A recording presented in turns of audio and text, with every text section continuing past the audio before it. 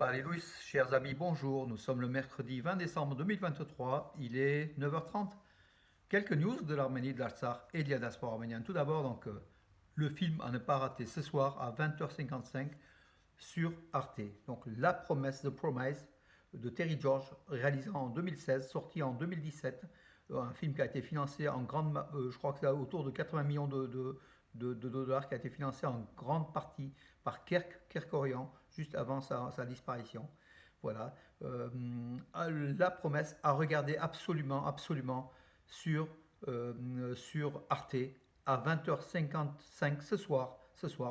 Voilà. Faites-le passer à vos amis, à tous vos proches. Hein. Donc personne n'est obligé, mais en fait, regardez si ça vous plaît. Donc ce film-là, une histoire d'amour sur fond de génocide arménien, c'est l'un des meilleurs films qui retrace le génocide arménien avec des images des fois très fortes. Attention aux âmes sensibles.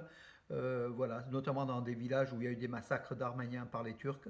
Vous verrez, ça a été mis en scène vraiment de façon extraordinaire. Ce film-là, il faut le regarder. Pourquoi il faut le regarder, mes amis? Parce que tout simplement, il faut faire augmenter l'audimat sur Arte ou d'autres chaînes. Hein, quand ils passent des films sur les Arméniens, il y en a tellement peu qui passent qu'aujourd'hui, on n'est pratiquement pas dans l'obligation, mais on a le devoir quand même, malgré tout, de regarder, puis de suivre, et puis de demander aux chaînes, justement, de passer de plus en plus d'éléments sur les Arméniens, sur l'Arménie. Là, c'est le génocide, mais avec une histoire d'amour extraordinaire aussi. Hein, voilà. Donc ce soir, à 20h55, Arte, diffusez l'information si vous avez le temps encore. Hein, voilà, mes amis, tout simplement. Et on verra demain l'audimat que ce film aura fait sur Arte. Je pense qu'Arte doit faire une très bonne audience, pourvu que cela dépasse les audiences de TF1, donc de France 2 ou France 3. Voilà mes amis pour cela. Donc un arbre de Noël innovant aux boules de Noël aux couleurs des pays amis de l'Arménie devant le ministère des Affaires étrangères d'Arménie. Voilà, les Arméniens savent innover, savent faire présenter des choses. Voilà qui est fait. Donc mauvaise nouvelle, disparition de Nicolas Razalian. Il faisait partie, c'était un joueur de légende du légendaire club arménien d'Ararat 73, dont on a fêté donc au mois d'octobre le 50e anniversaire de son épopée, hein, de sa victoire Coupe Championnat du RSS de football, avec la sortie du livre Ararat 73 de Soulen Badassarian, qui avait été présenté sur Radio Arménie Lyon par Khajak Sassounsi lors d'une émission spéciale en compagnie d'Aaron Boyadjian, de Soulen Badassarian et de moi-même. Voilà donc Nikolai Razalian de cette équipe de légende de la 73 vient de disparaître hier d'une longue. Il souffrait il était donc souffrant, tout simplement. Les lumières du sapin de Noël, l'arbre Noël géant de la place de la République hier ont été allumées à 17h25 ici en France, de 19h35, 25 pardon, je confonds, hein, mes amis, 19h25 à Yerevan en Arménie, donc il y avait 3 heures de décalage en France et c'est 16 heures et quelques, voilà, 25. Donc un arbre avec feu d'artifice, avec des enfants en fait, hein, qui ont du groupe Paregamotun, tout vêtus de blanc, vraiment un spectacle magique, magnifique, féerique à Yerevan, illuminé par un feu d'artifice qu'on a vu. Bien sûr, il y a eu des critiques en cette période de l'après-guerre avec la perte momentanée du territoire de l'Artsakh. Le cœur n'y était pas, bien sûr. Et beaucoup ont dit que c'est faire des fêtes somptuaires de ce type-là, c'est indigne du gouvernement arménien ou des autorités d'Erevan. Mais d'autres ont dit qu'il faut quand même malgré tout faire la fête. Moi, je suis partisan que malgré la guerre, malgré la tristesse, il faut pas priver nos enfants, il ne faut pas priver les parents, il ne faut pas priver le peuple d'Arménie de cette joie des lumières de fin d'année. Il faut que les Arméniens vivent leur vie de façon normale et tout le monde aspire à bien vivre, à avoir la lumière, à avoir du plaisir dans la vie tout simplement, malgré la lourde charge de l'Arménie avec cette défaite en Artsakh. Et puis bon, puis donc les disparitions de centaines et des centaines, voire des milliers de personnes. En tout cas, bravo aux autorités d'Erevan d'avoir quand même animé donc cette fête de façon superbe. L'Arménie sait faire, hein, voilà. Selon l'UNICEF, il y a 30 000 enfants sur les plus de 100 000 personnes arrivées en Artsakh en provenance du Haut-Karabakh. Bon, c'est pas une information nouvelle, mais en fait, l'UNICEF a fait le recensement. Hein. Euh, En Arménie, Grigor Manoukian, 18 ans, il bat le record du monde, en fait, du livre Guinness des records, hein, en effectuant des tractions entre deux camions. Donc il a fait 44 fois, il a sur une barre, en fait, il a levé son corps sur une barre, alors qu'il y avait deux camions qui roulaient au minimum à 5 km/h. Bon, c'est un record un peu insolite, hein, qui ne va pas faire avancer comme on dit le schmilblick, mais malgré tout, bon, ça prouve aussi qu'en Arménie, il y a des gens qui s'attaquent à des records, et c'est très très bien. Et en plus, il est inscrit au nom de l'Arménie dans le livre Guinness des records de 2023. À l'initiative de la médiation à l'initiative de la Géorgie, c'est ce qu'a affirmé le Premier ministre géorgien dans une interview, Irakli Radibashvili, hein, c'est le Premier ministre géorgien.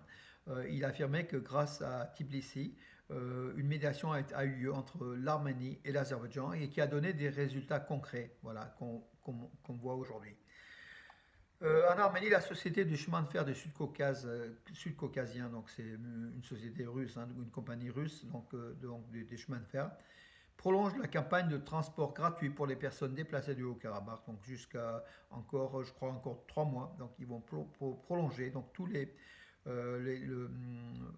Arméniens de l'Artsakh, réfugiés en Arménie, qui prendront donc ce train, ne payeront pas tout simplement, hein. Voilà. L'Arménie est le sixième pays au monde en termes de taux de croissance du nombre de touristes.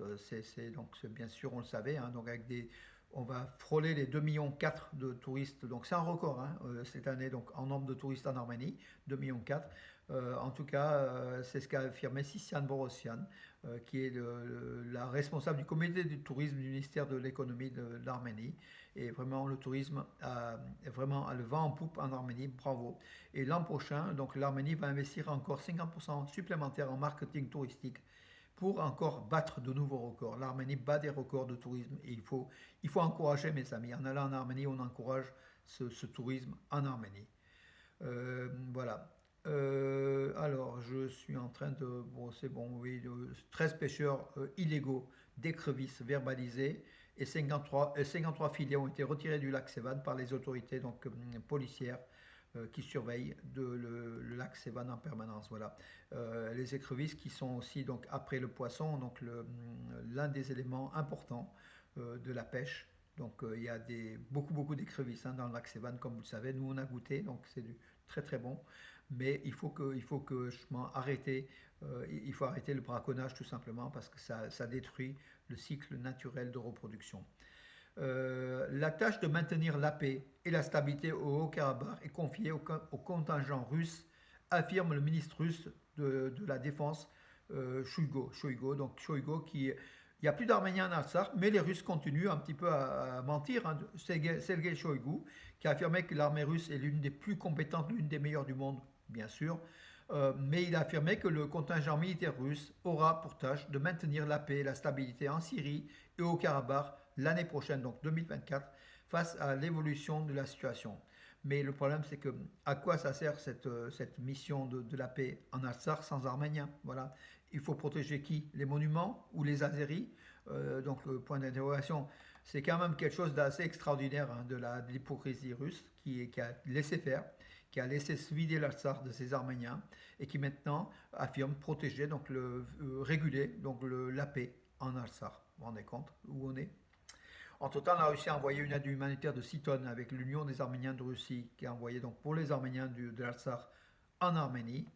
L'ONU est prête à soutenir l'Arménie et l'Azerbaïdjan dans la normalisation des relations, affirme Stéphane Dujarric, qui est le porte-parole d'Antonio Guterres, hein, le secrétaire général de l'ONU. Voilà, c'est peut-être, oui, bien sûr, l'ONU aurait mieux fait de réagir quand depuis un an, depuis le 12 décembre 2022, l'Artsakh la population arménienne de l'Artsakh vivait le blocus dont on a vu le résultat final le 19 septembre.